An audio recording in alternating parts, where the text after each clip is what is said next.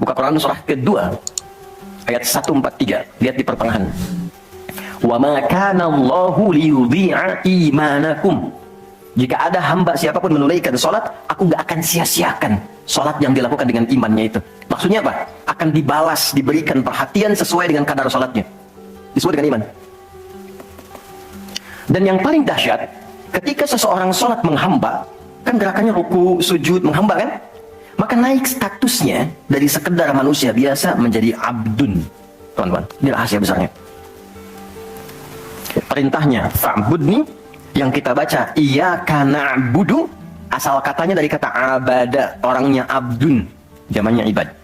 Dan tidak pernah disebutkan dalam Quran kata abdun kecuali untuk mengangkat derajat hamba di hadapan Allah. Contoh, Nabi Muhammad ketika peristiwa Isra dan Mi'raj dipanggilnya dengan nama apa? Quran surah 17 ayat 1. Subhanalladzi asra bi'abdihi. Tidak disebut Nabi, tidak disebut Rasul, tapi Abdun. Nabi Sulaiman ketika diberikan kekuasaan besar, punya kedudukan yang hebat, sampai menundukkan awan. Ya, sebelum Songgoku, Songgohan punya awan Kinton, Nabi Sulaiman sudah punya duluan. Susuka Yata Nabi tahun 96 kan, bikin komiknya. Saya nggak terlalu baca itu, atau nonton, tapi saya tahu. Itu awan ditundukkan, angin bolak-balik. Ketika mendapatkan kedudukan itu, sifat yang disebutkan Abdun, bukan Nabi, bukan Rasul. Quran surah 38 ayat 30. Wa wahabna li Dawuda Sulaiman ni'mal abdu.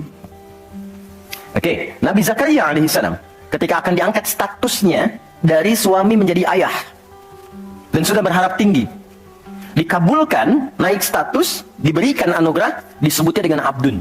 Quran surah 19 di ayat yang kedua. Dzikra rahmati rabbika abdahu Zakaria. Nabi Nuh diangkat status memimpin kelompok generasi manusia setelah Nabi Adam, naik ke kapal, jadi pemimpin besar. Begitu diangkat, yang disebut statusnya abdun. Quran surah 17 ayat 3. Innahu kana abdan syakura. Kenapa disebutkan abdun? Abdun itu sifat penghambaan. Semakin tinggi ibadahnya, semakin tinggi pendekatannya ke Allah, semakin diangkat. Jadi dengan Allah itu, karena Allah Khalik, kita makhluk. Laisa kamitslihi syai', nggak sama sifatnya. Jadi kalau ke Allah itu jangan terlalu ngangkat. Kalau tinggi direndahkan, kalau rendah ditinggikan. Karena itu kenapa saat sholat kita merendah supaya ditinggikan. Itu poinnya. Jelas ya? Itulah sebabnya kenapa Nabi dijamin surga, turun surah Al-Kautsar itu satu-satunya Nabi yang sebelum wafat turun surganya. Rasulullah dengan turunnya surah Al-Kautsar. Kenapa? Salah satunya karena ibadahnya. Coba lihat kesaksian Sayyidah Aisyah itu di Al-Bukhari nomor hadis 1147. Kedatangan tabi'in namanya Abu Salamah bin Abdurrahman, tanya bagaimana sholat malamnya Nabi. Kata Sayyidah Aisyah, jangan ditanya panjang dan khusyuknya, panjang dan bagusnya. Beliau memang sholatnya 4 rakaat di awal, tapi jangan tanya panjang dan bagusnya. Beberapa sahabat dulu pernah pengen tahu, penasaran. Diikuti sholat di belakang Nabi.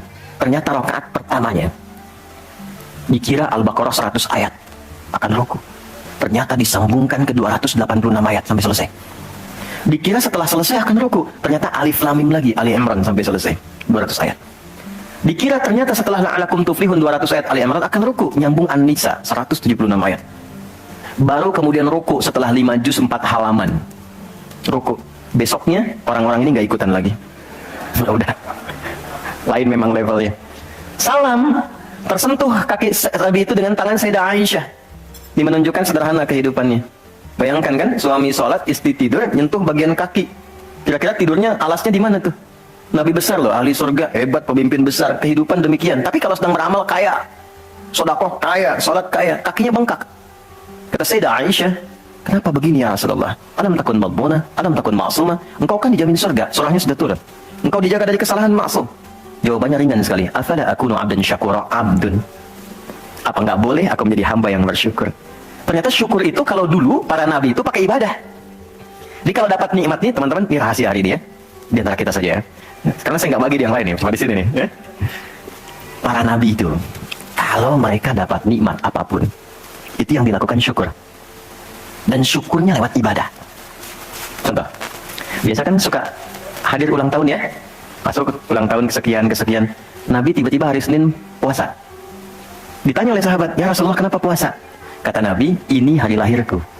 Jadi mensyukuri nikmat kelahiran dari waktu yang telah berjalan, itu pakai ibadah. Begitu dapat anugerah surga, turun Al-Kautsar, malah diminta ibadah oleh Allah. Inna a'tainakal. Setelah itu apa? Fasholli li rabbika. Tingkatkan salat, tambahkan amal lewat harta. Jadi jaminan surga itu bukan menghentikan amal soleh. Anda sukses dengan pekerjaan, bukan berarti menjadikan hubungan Anda terputus dengan Allah. Yang paling aneh kan, Allah udah ngasih rezeki banyak, kok dipakai maksiat hasilnya? Allah kasih Anda minta, Allah kasih. Tapi begitu dikasih, kenapa dipakai untuk mabuk? Kenapa dipakai untuk maksiat? Kenapa dipakai untuk membeli sesuatu yang Allah nggak sukai? Karena ada perjuangan mendapatkan itu. Makanya dibalik caranya, ketika Anda menghamba, menunduk, Allah mengangkat. Tapi kalau Anda mengangkat, Allah turunkan serendah-rendahnya. Ini rumus pertama. Jadi ternyata ketika kita diminta menghamba dalam sholat, itu adalah jembatan pertama bagi Allah untuk mengangkat kita dengan derajat tertinggi. Paham? Oke, satu. Jadi kalau ke anak-anak begini kalau tanya, "Mah, kenapa sih harus sholat?" Supaya kamu jadi hebat. Gitu. Kok bisa? Ya, Umar sebelum sholat orang biasa, kerjanya begini, cuman jalan-jalan, mabuk dan sebagainya. Tapi setelah sholat, dia jadi pemimpin yang sangat hebat. Dia hafal sekian bahasa, dia dirikan sekolah-sekolah, pemikirannya hebat, tangguh orangnya, di mana-mana dikagumi. Itu. Kalau ada karyawan Anda bertanya, kenapa Pak harus sholat? Supaya kita makin sukses proyeknya, makin banyak omsetnya. Coba lihat Abdurrahman bin Auf. Bukankah sebelum dia sholat dia kaya tapi biasa, malah hilang kekayaannya. Tapi setelah dia sholat dan dia praktekkan makna-makna dalam sholat, meningkat level kekayaannya sampai yang ketiga tertinggi. Dari kaya banget, kebangetan kayanya. Capaknya terbuat dari emas kan? Abdurrahman bin Auf. Itu setelah sholat. Itu viral sekali kisahnya. Ya? Ya, jadi ini bagian pertama. Jadi ketika ada panggilan hayya 'alas shalah, atas jak Allahu Akbar, rasakan panggilan itu ingin mengangkat derajat kita. Jadi kalau panggilan sholat itu dipahami sebagai hanya tuntutan ibadah, nanti jadi beban. Allahu Akbar, si ngantuk ya Allah. Tapi ketika Anda sudah merencanakan, kan malamnya kita bikin kurikulum, kan kegiatan kita tuh nyambung. Malamnya istighfar, menyiapkan kurikulum untuk besok. Istighfar itu mengoreksi yang belum bagus apa hari sebelumnya. Katanya pengen ke surga, surganya Firdaus, tapi sholatnya masih bolong-bolong. Baca Quran belum maksimal, sedekah belum ada. Kita koreksi, besok rencanakan. Saya pengen sholat di tempat ini, besoknya saya akan misalnya mengerjakan ini, capaiannya ini, bikin kurikulum A sampai Z. Begitu kita bangun tidur, dipanggil. Allahu Akbar, Allahu Akbar. Yang kita siapkan itu tadi, rencana, dibawa menghadap Allah, minta kemudahan, minta perlindungan, minta pengangkatan. Makanya kenapa sholatnya disebut subuh dari kata asbah. Sesuatu yang sudah siap dengan rencana. Wasubhi idza tanaffas. Quran surah 81 ayat 18. Di orang Islam itu bangun dari tidur, dia sudah punya rencana yang mau dia siapkan ke depan apa. Jadi nggak ada ceritanya ke depan bingung. Jam 7 mau kerjakan apa, 9 ada di mana. Rencana itu dibawa menghadap Allah.